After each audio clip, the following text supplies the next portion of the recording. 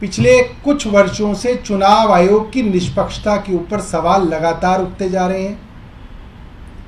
चुनाव आयोग केंद्र सरकार के इशारे पे काम करता है। चुनाव आयोग जिस दिन प्रधानमंत्री जी की आखिरी रैली होती है, उनकी रैली के खत्म होने का इंतजार करता है और खत्म होते ही चुनाव की डेट्स अनाउंस करता है। इतना ओपनली ये सब देखने को मिला है, खुल्लम खुल्ला। और चुनाव आयोग की निष्पक्षता के ऊपर सवाल लगातार उठे और सुप्रीम कोर्ट ने उन सवालों पर विराम लगाते हुए ये कहा कि ये न्यूट्रल पैनल जो है, ये चीफ इलेक्शन कमिश्नर और इलेक्शन कमिश्नर्स का चुनाव करेगा। आज देश की संसद का ये दुर्भाग्य है कि जिस संस्था को पूरे देश में इज्जत की नज़र से देखा जाता है, जहाँ पे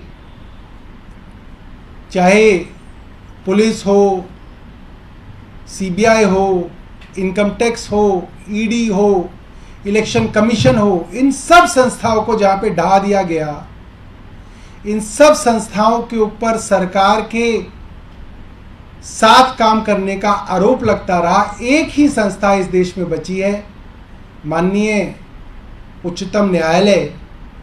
आज देश की संसद में इस कानून को लाके प्रधानमंत्री जी ने यह भी साबित कर दिया कि उनको देश के मुख्य न्यायाधीश तक पे भरोसा नहीं है। समस्या किससे है? कोर्ट ने कहा कि उसके अंदर प्रधानमंत्री होंगे, लीडर ऑफ अपोजिशन होंगे और मुख्य न्यायाधीश होंगे।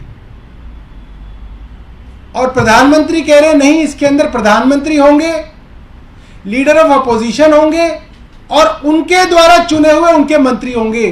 तो समस्या तो मुख्य न्यायाधीश से ही है कि मुख्य न्यायाधीश के ऊपर भरोसा नहीं है। उनकी जगह अपने मंत्रिमंडल के कोई मंत्री आ जाए तो काम बन जाएगा।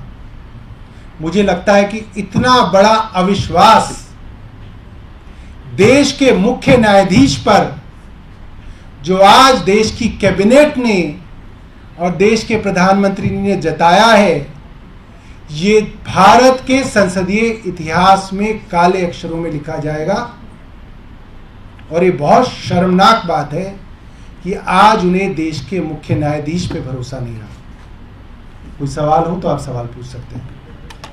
सौरभ जी, पहले सरकार ही नियुक्त किया करती थी चुनाव आयोग, मुख्य चुनाव आयोग। उसके बाद जब मामला सुप्रीम कोर्ट गया था, तब सुप्रीम कोर्ट ने कहा था जब तक संसद कोई कानून नहीं बनाती तब तक ये व्यवस्था चलेगी। तो केंद्र कानून ही तो बना रहा है। देखिए, ये आपका सवाल बहुत अच्छा सवाल है और सामान्य नागरिक के मन में यही आता है कि सवाल ही तो कि जो कानून ही तो बन रहा है। तो फर्ज कीजिए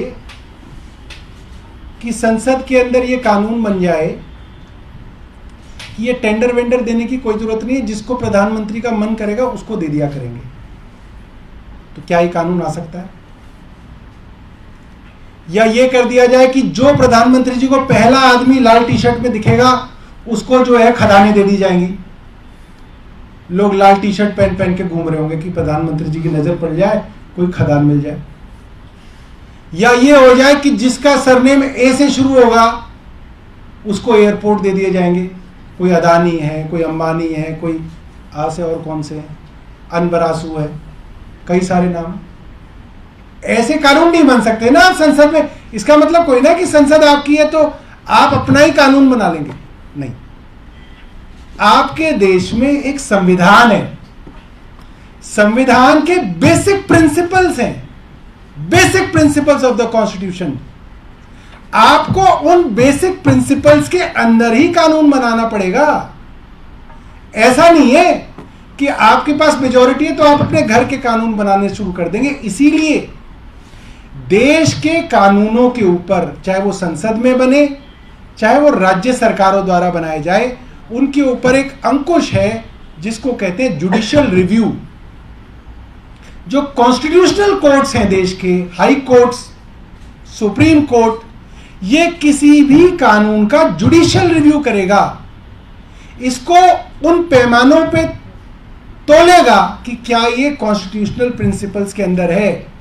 उसी प्रिंसिपल के विरोध में मैं आपको बताऊं, जो एनजीएसी के कानून लाई थी सरकार, जिसके अंदर इन्होंने कहा था कि हम बनाएंगे सुप्रीम कोर्ट का जज भी हम ही बनाएंगे, उस कानून को सुप्रीम कोर्ट की कॉन्स्टिट्यूशनल बेंच ने पलटा कि आप कैसे बना देंगे भाई, अब जज भी आप ही बनाएंगे, पुलिस भी आपकी है, वकील भी आपकी है, जज भी आपके, ऐसे कोई ना होता है, तो वो संभव नहीं है। जी आपने कहा कि जुडिशियल रिव्यू का अधिकार है जी, तो वो अधिकार तो अभी भी बरकरार है। ये कानून आता है तो उसके बाद कोर्ट में जाना ये ज्यादा उपयुक्त होगा या बिल्कुल। अब क्या है, देश जो है कानून ही खेलता रहेगा कि अगर तुमने हमारा पलट दिया हम तुम्हारा पलट दे, फिर तुम हमारा पलट दो। भाई ये कोई देश चल रहा है, कोई सर्कस चल रही है? आप समझ रहे हैं इस बात को? अमेरिका में बैठे हुए ब्यूरोक्रेट और लंदन में बैठा हुआ लंदन का प्रधानमंत्री आपके देश के बारे में क्या राय बना रहा है, आप ये सोचिए ना।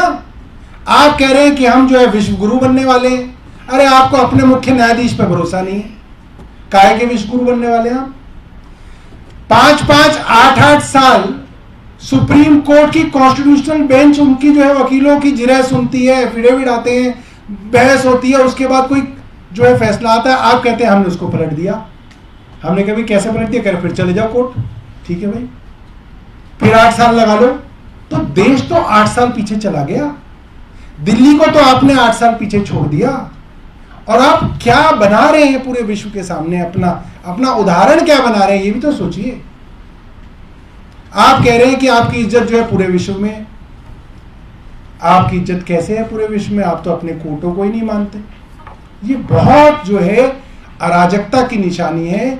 ये बात सुनने में मजाक की लग रही है, मगर ये ऐसा है कि आपकी जो पूरी की पूरी जो बुनियाद है देश की, उसको हिलाया जा रहा है भारतीय जनता पार्टी द्वारा।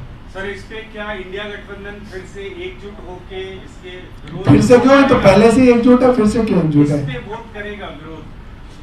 और क्या लगता है कि बीजेडी वाईएसआर जैसी पार्टियां भी इस बार आपका समर्थन करती हैं? अब ये तो बीजेडी और वाईएसआर से पूछना पड़ेगा। वैसे उन्होंने कहा है कि वो न्यूट्रल हैं, उन्होंने ये बात कई बार कही है। और बताइए, निरंजन चौधरी ने नरेंद्र मोदी को नीरव मोदी बता दिया। किन्होंने? निरंजन चौधरी उन्होंने ये भी कहा कि जैसे अभी हस्तिनापुर से मणिपुर की तुलना की कि जब धृतराष्ट्र बैठे थे अंधे होकर और चीरहरण हुआ, वैसे अभी राजा बैठे हुए और मणिपुर में चीरहरण हो रहा है। ये बिल्कुल ठीक बात है। मैं आपको एक बात बताऊं, महाभारत में चीरहरण की कोशिश हुई थी, चीरहरण हो नहीं पाया था, भगवान कृष्ण आ गए थे और उस पर पूरा महाभारत का युद्ध हो गया था। यहां तो चीर को हर लिया गया और तब भी धृतराष्ट्र जो है बैठे हुए हैं। ये बहुत जो है, ये भी बड़ी दुर्भाग्य की बात है। कोई ये छोटी बात नहीं है कि इस देश के अंदर वो हो रहा है जिसकी कल्पना महाभारत में नहीं की गई। अधीर रंजन चौधरी जी ने मुझे लगता है गलती से ऐसा कहा होगा। नीरव मोदी और नरेंद्र मोदी तो दोनों अलग अलग लोग हैं, मतलब इनके बीच में मुझे नहीं लगता कि कोई खास जो है कोई कनेक्शन है। मोदी सरनेम के कारण बार-बार ऐसा हो रहा है। अब देखो, सरनेम के कारण एक की तो सदस्यता जा चुकी है और तुम मेरे को उस राह पे ले जा रहे हो, तो मैं अब इतना बेवकूफ नहीं हूँ।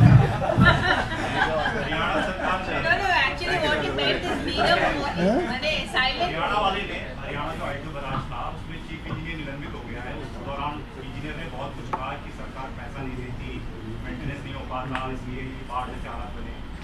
देखिए, बड़ी मुश्किलों से भारतीय जनता पार्टी ने ये माना कि ये जो आईटीओ बराज है हरियाणा सरकार का है, वरना शुरू में तो उनके जो सांसद हैं रमेश विदुड़ी आदि, वो ये भी नहीं मान रहे थे कि आईटीओ बराज हरियाणा का है। और जब ये माना कि हरियाणा का है तो ये मानने लगे कि है तो ये हरियाणा का, मगर गलती अरविंद केजरीवाल जी की है इसमें। ये बहुत बड़ी बात है कि एक जांच हुई, सेंट्रल वाटर कमीशन के भी लोग पिछली 26 जुलाई को वहां पे आके जांच करने आए और उन्होंने हरियाणा के इंजीनियर्स को कहा कि इसके अंदर तो कभी तेल और ग्रीस भी नहीं लगी हुई दिखती है, इसको क्या मेंटेन कर रहे हैं आप लोग। और अंततः हरियाणा सरकार ने अपनी गलती मानी, अपने चीफ इंजीनियर को सस्पेंड किया। वो चीफ इंजीनियर हैं जिनका जो एरिया ऑफ वर्क ही दिल्ली है, वो एकलौते ऐसे चीफ इंजीनियर है हरियाणा इरिगेशन डिपार्टमेंट के जिनका ऑफिस दिल्ली में राजपुरा रोड पे है, जिनका काम ही आईटीओ बैराज को मेंटेन करना है, और उनके अंतर्गत आने वाले 4 और इंजीनियर्स को चार्जशीट किया गया है इसी चीज पे कि ये जो आईटीओ बैराज मेंटेन नहीं हुआ। आपकी जानकारी के लिए बता दूं कि अभी भी सारे गेट नहीं खुल पाए हैं, आर्मी नेवी के लगने के बावजूद वो गेट नहीं खुल पाए हैं। आप जाइए आईटीओ बैराज अभी भी काम चल रहा है। तो ये जो साजिश दिल्ली के खिलाफ की गई वो आज जो है साजिश सबके सामने आई है, और मैं अब दोबारा हरियाणा के मुख्यमंत्री जी को कहूंगा कि अब आप जो है अपना अहम त्याग दीजिए, ये आईटीओ का बैराज अब तो दिल्ली सरकार को दे दो। अब तक नहीं दिया, चलिए कोई बात नहीं, हमने इतनी चिट्ठी लिखी तब नहीं दिया, कोई बात नहीं, अब दे दो, ये दिल्ली सरकार मेंटेन कर लेगी। कितने खुल गए, कितने बाकी हैं?